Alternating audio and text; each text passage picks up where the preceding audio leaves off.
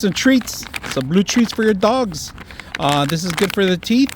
It's gonna keep them entertained for a couple hours chewing on them. They come a pack of 8, so we're gonna test them out on our dogs and see how they like it. So we got a couple of dogs here, large breed of dogs, and they like to chew on stuff, and this will give them entertainment for a couple of minutes at least, and also give them some enjoyment of enjoying some treats.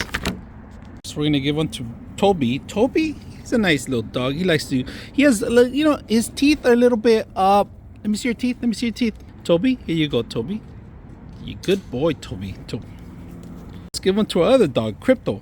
Now, Crypto likes these so much that he actually took the whole bag and he ate them all himself. This is our second bag we're going through, so we're gonna give him a treat. Good boy.